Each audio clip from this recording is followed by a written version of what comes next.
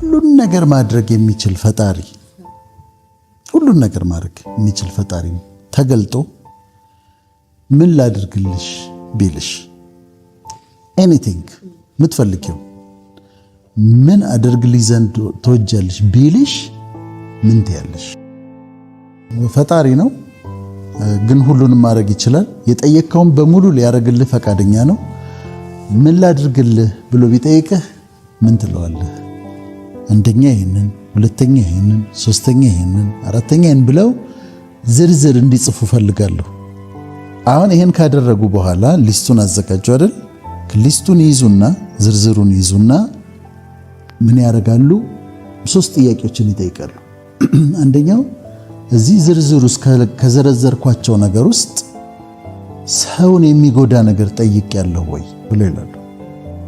ከጠየኳቸው ነገሮች ውስጥ ከሊ እንደዚህ ይሆንልኝ፣ እንዲህ ስላደረገኝ ቅጣልኝ፣ ጉዳት አደረሰበት ወይ ግደልልኝ ወይ እንደዚህ የሆነ የሚባል ጥያቄ ጠይቀዋል ወይ?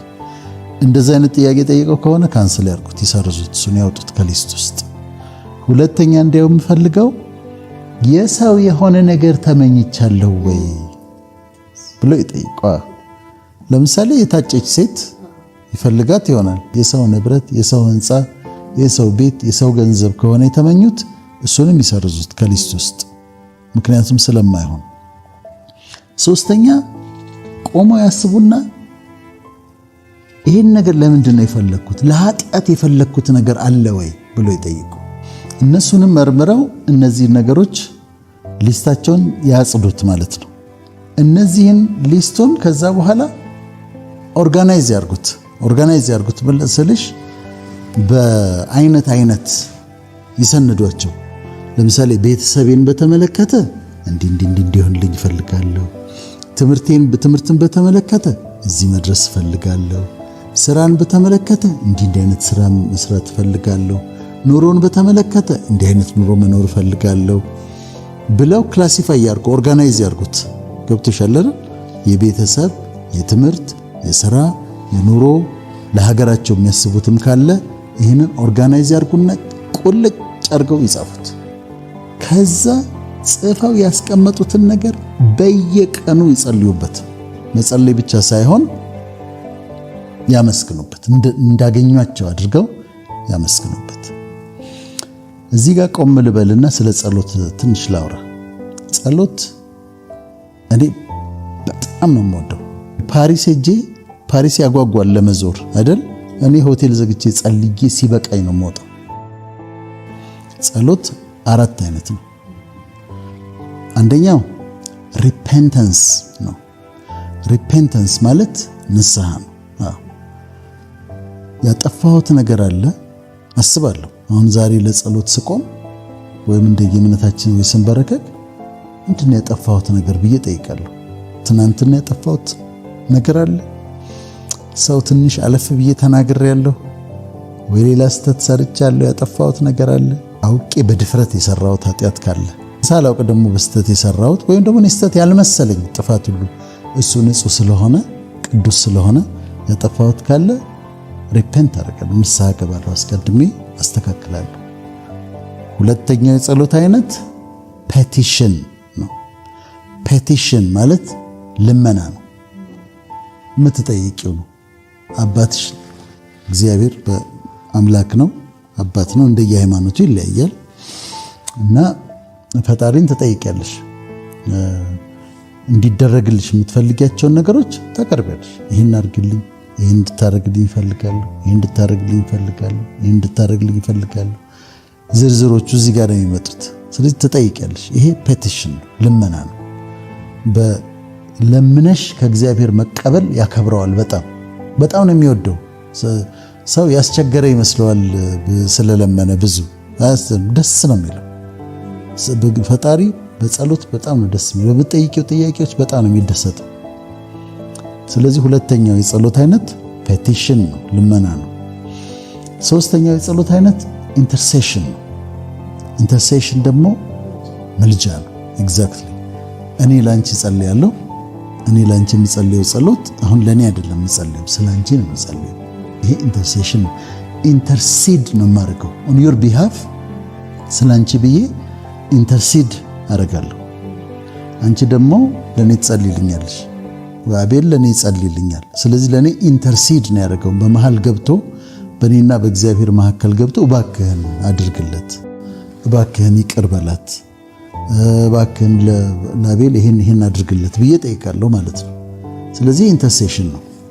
ኢንተርሴሽን ላይ የሃይማኖቶች የሚለያዩት የምድር ኢንተርሴሽን ላይ ይለያዩ፣ የሰማይ ኢንተርሴሽን ላይ ይለያያሉ። ሁሉም እንደ ሃይማኖቱ ያስተምራል፣ እንደ ሃይማኖታቸው ይከተላሉ ሁሉም እና ኢንተርሴሽን ይባላል ይሄ። አራተኛው ታንክስ ጊቪንግ ነው። ታንክስ ጊቪንግ ምስጋና ነው። ስለተደረገልን ነገር ደግሞ እያንዳንዱን ነገር እየቆጠርን እኔ አንዳንዱ ማመሰግንበትን ነገር ብታይ በጣም ፋኒ ነው፣ ትስቂያለሽ። ስለ ሲኒ ቡና አመሰግናለሁ።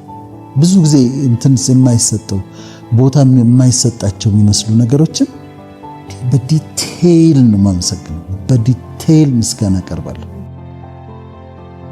ጸሎት ከመጸለይ በጣም ጥሩ ነው። ቴክ ታይም ቱ ፕሬይ። ሰው 2 ሰዓት ሙቪ ለማየት ጊዜ ከሰጠ 15 ደቂቃ ለመጸለይ እንዴት ይከብደዋል? ያንቺ መስዋዕት የት አለ? ያንቺ ሳክሪፋይስ የት አለ? አንቺ ባንቺ ድምጽ፣ ባንቺ ቃላት፣ ባንቺ ቅኔ እሱ እያደነቅሽው እየተገረምሽበት እየተቀኘሽለት የምታመሰግኝ ምስጋና አምልኮ እሱን ይፈልገዋል። መዝሙሩም ጥሩ ነው፣ አብሮ መዘመሩ ጥሩ ነው፣ ግን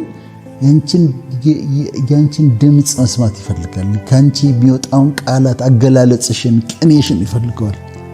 ቴክ ታይም ቱ ፕሬይ ኢትስ ወርዝ ኢት። አሁን ለመጸለይ ጊዜ የምትወስጂ ከሆነ ከብዙ ኮምፕሊኬሽኖች የምትድኝበት እና የጸሎት ልምምድ ሰዎች ቢኖራቸው በጣም ደስ ይለኛል።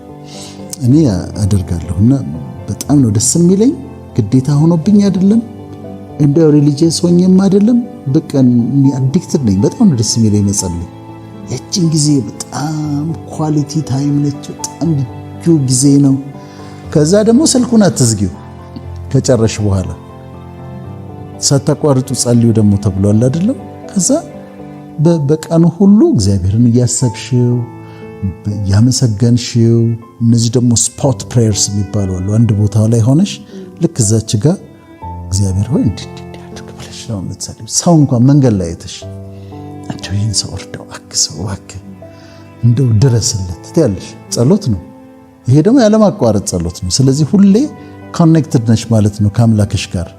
እና እዛ ጋር ይጸልያሉ እኮ ሰዎች፣ መንገድ ላይ እኮ ይጸልያሉ ሳያውቁት በልባቸው እንደው እባክህ እንደው አድርግለት ምናምን ይላሉ። እሱም ጸሎት ነው። ስፖት ፕሬየርስ ነው የሚባሉት። እና ይሄንን መለማመድ ያስፈልጋል። ምናልባት ለአንዳንዶቹ እኔ ሳልሆን እሱ ብሏቸው ሊሆን ይችላል ዛሬ እዚህ ፕሮግራም ላይ አክቹዋሊ የእግዚአብሔር መንፈስ ሊሆን ይችላል ጥያቄውን እያቀረበላቸው ያለው። ኤኒቲንግ ዩ ሲ ዩ ኔም ኢት ተብሎ ሊሆን ይችላል አንዳንዶች። ምክንያቱም ለምሳሌ ሰለሞንን ተመልከች። ንጉሥ ሰለሞን በነገሰ በስንተኛው ጊዜ እግዚአብሔር መጣና ምን እንድሰጥህ ለምን አለው? ኤኒቲንግ ምንም ነገር መጠየቅ ይችላል። ምን እንድሰጥህ ለምን አለው? ከዛ ሰለሞን አሰበና በዚህ በታላቅ ሕዝብህ ላይ ሾመኸኛል አለ። እኔ ደግሞ መውጫ መግቢያዬን ማላውቅ ብላቴና ነኝ አለ። ስለዚህ ሕዝብህን እንድመራ ሕዝብህን እንዳስተዳድር ጥበብ ስጠኛለሁ፣ ጥበብና አስተዋይ ልብ ስጠኛለሁ።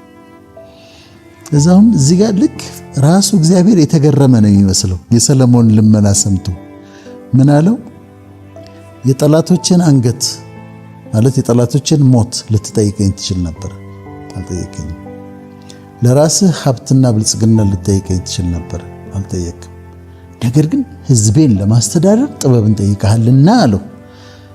ካንተ በፊት ማንም እንዳልነበረ ካንተ በኋላ ማንም እንዳይኖር አድርጌ ጥበበኛና አስተዋይ ልቦናን ሰጥቻለሁ አለው። ዊዝደም ሰጠው፣ ኖሌጅ ሰጠው፣ አንደርስታንዲንግ ሰጠው። የልብ ስፋት ደግሞ ሜሞሪ ነው ሰጠው። በጣም አስገራሚ ስጦታ ነው። እስካሁን ድረስ እናነሳዋለን። ደግሞ አለው ከነገስታት ማንም እንዳይመስልህ አድርጌ፣ ማንም ንጉስ እንዳይወዳደርህ አድርጌ ደግሞ ሀብትና ክብርን ሰጥቻለሁ አለው። ሀብትና ክብር ብልጽግና ሰጥቻለሁ አለ። ሪችን ብዬ ልጨርስ። የምትጸልይ ከሆነ በጣም ፕሮቴክተር ነው የምትሆኚው። በጣም የምትጸልይ ከሆነ አትሸነፊም። ማዕበል ይመጣል ታልፊዋለሽ። ችግር ይመጣል ታልፊዋለሽ። ሰዎች ይነሱብሻል ታልፊያቸዋለሽ። በአንቺ ላይ የሚነሳ ይወድቃል። የሆነ መሬት መንቀጥቀጥ የሚመስል ነገር በህይወትሽ ይመጣል። ባለቀለት ይሄ ሰው እየጠፋ ስትይ አይጠፋም። ለምን? ይጸልያል። የሚጸልይ ሰው ቀስቱ እንደ ጸናች ትቆማለች። የሚጸልይ ሰው ወደቀ ስትዩ አይወድቅም። ጠፋ ስትዩ አለ። አለቀለት ስታይ አብቦ ታገኘዋለሽ። ይሄ ጸሎት የሚሰጥሽ ጋራንቲ ነው። እነሱ እዛ ጋር ቁጭ ብለው አንቺ እንዴት እንደሚያጠፉሽ ያስባሉ። ስብሰባ ተቀምጠዋል። አንቺ ደግሞ እዚህ እየጸለይሽ ነው። እሱ ከላይ ሆኖ ሁለቱንም ያያል። አንቺ ላይ የሚደረገውን ስብሰባ ያያል፣ አንቺ የምትጸልዩን ጸሎት ያያል። ስለዚህም ያደርገውን ያውቃል። ከፈጣሪያቸው ጋር ከተጣበቁ ፈጣሪያቸውን ጥብቅ አድርገው ከያዙ ማንም ይነሳባቸው ምንም አይሆኑም። ቴክ ታይም ቱ ፕሬይ። የጸሎት ጊዜ ይኑራችሁ። የየቀኑ ጸሎት ይኑራችሁ።